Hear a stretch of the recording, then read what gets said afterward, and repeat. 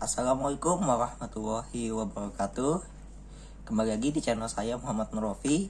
Dan di video kali ini saya akan membahas materi tentang kalimat bahasa Indonesia, review materi kelompok 2. Langsung saja ke pembahasannya. Oke, langsung saja ke materi pertama. Materi pertama adalah pengertian menurut beberapa ahli. Ahli yang pertama adalah Frida Laksana. Apa sih pengertian kalimat menurut Frida Laksana?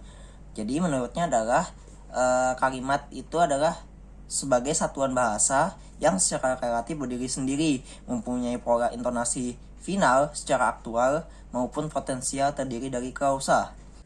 Ahli yang kedua adalah Kraft tahun 1984 yang menyatakan bahwa kalimat sebagai satu bagian dari ujaran yang didahului dan diikuti oleh kesenyapan, sedangkan intonasinya menunjukkan bagian ujaran itu sudah lengkap. Lalu yang ketiga adalah Alwi dan kawan-kawan menyatakan bahwa dalam wujud tulisan kalimat diucapkan dalam suara naik turun dan keras lembut di sela jeda, diakhiri intonasi akhir yang diikuti oleh kesenyapan yang menengah terjadinya perpaduan baik asimilasi bunyi maupun proses kronologis lainnya. Lalu yang keempat adalah Diowi Jojo tahun 1988 merupakan bagian terkecil dari suatu ujaran atau teks wacana yang mengungkapkan pikiran yang utuh secara ketatabahasaan. Ahli yang kelima adalah Sramte Mulyana tahun 1969. Dia menyatakan bahwa kalimat sebagai keseluruhan pemakaian kata yang berlaku disusun menurut sistem bahasa yang bersangkutan. Mungkin yang dipakai hanya satu kata, mungkin juga lebih.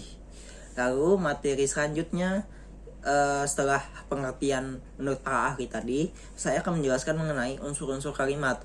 Yang pertama adalah subjek, yang kedua predikat, yang ketiga objek, yang keempat pelengkap atau komplement, dan yang kelima adalah keterangan.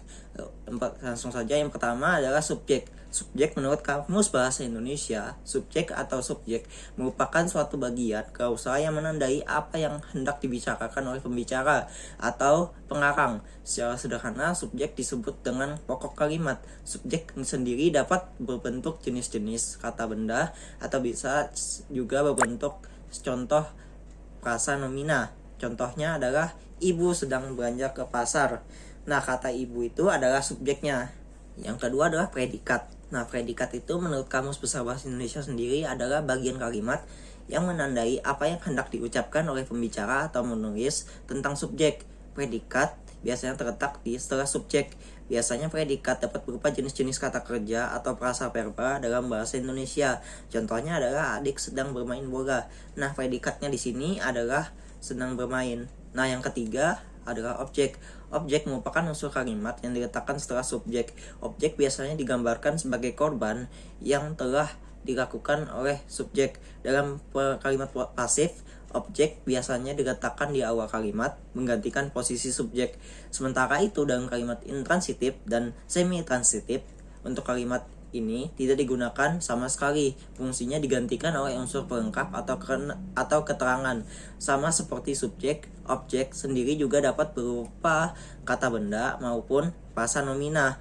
Yang contoh kalimatnya adalah Maya sedang mengerjakan PR matematika. Nah, objeknya di sini adalah PR matematika yang berbentuk frasa nomina. Yang keempat adalah pelengkap atau komplement, merupakan unsur kalimat yang terletaknya berada di setelah objek atau bisa juga dikatakan di sebelah kalimat jika kalimat itu merupakan kalimat intransitif dan semi-transitif yang tidak membutuhkan keberadaan objek di dalamnya.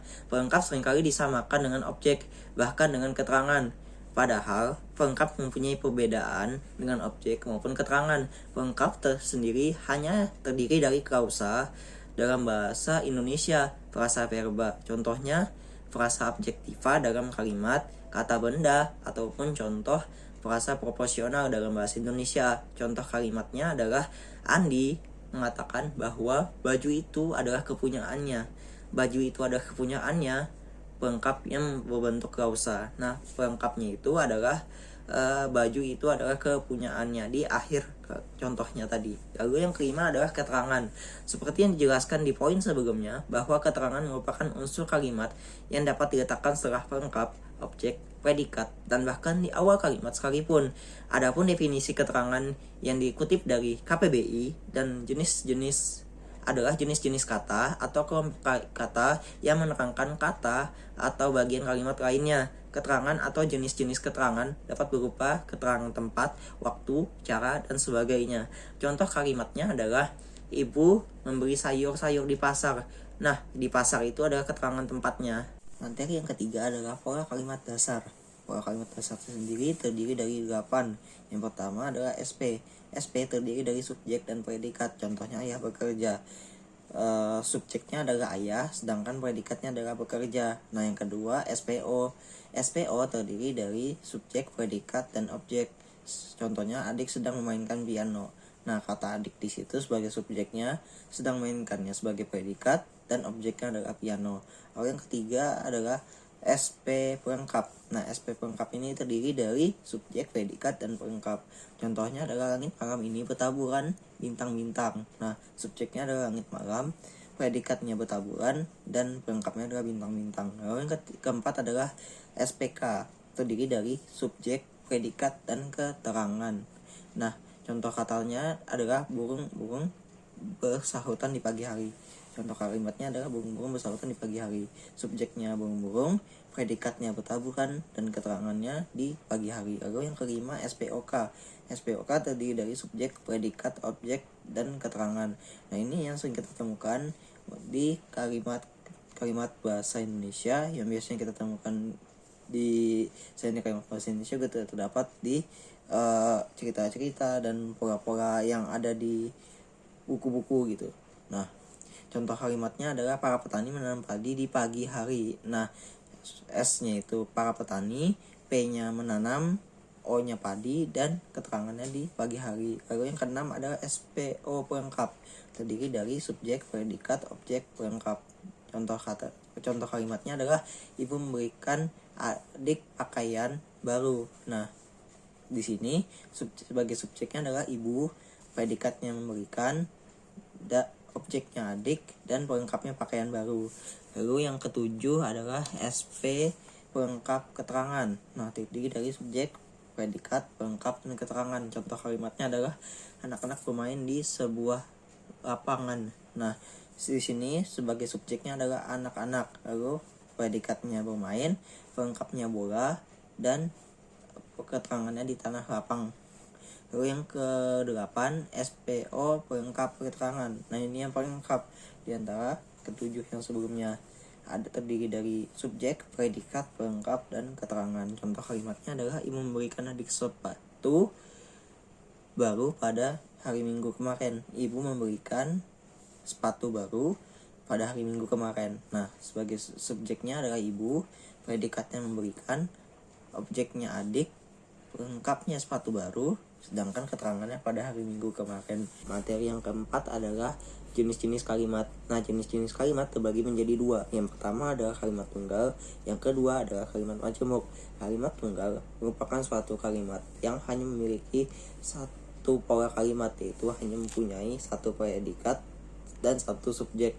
Dan yang kedua adalah kalimat majemuk, merupakan suatu kalimat yang memiliki dua buah pola kalimat atau lebih. Kalimat majemuk ini mempunyai jenis-jenisnya, yaitu ada 4. Kalimat majemuk setara adalah suatu penggabungan dua buah kalimat atau lebih. Kalimat tunggal yang kedudukannya sejajar atau sederajat. Contohnya, Paijem pergi ke sekolah sedangkan Budi berangkat ke kampus. Yang kedua adalah kalimat majemuk rapatan, adalah gabungan beberapa kalimat tunggal dikarenakan subjek, predikat, dan objeknya sama. Pada bagian yang sama hanya disebutkan satu kali. Contohnya adalah Denny setiap hari kerjaannya makan, tidur, dan minum. Lalu yang ketiga adalah kalimat majemuk bertingkat, merupakan suatu penggabungan dua buah kalimat atau lebih kalimat tunggal yang kedudukannya berbeda. Contoh, kakak mencuci mobil ketika matahari berada di ufuk timur. Yang keempat adalah kalimat majemuk campuran, adalah suatu gabungan adalah suatu gabungan antara kalimat majemuk setara dan kalimat majemuk bertingkat. Sekurang-kurangnya terdiri dari 3 buah kalimat. Contohnya, Denny bermain PS dengan Revin dan Rina bermain boneka di kamar ketika saya datang ke rumahnya kemarin. Yang kelima ada ciri-ciri kalimat. Nah, ciri-ciri kalimat sendiri terbagi menjadi 7. Yang pertama, dalam wujud tulisan, huruf Latin di kalimat dimulai dengan huruf kapital dan diakhiri dengan tanda titik, tanda tanya, dan tanda seru. Yang kedua, kalimat dalam wujud tulisan diucapkan dengan suara naik, turun, dan keras, lembut, di sela jeda, dan diakhiri dengan intonasi akhir.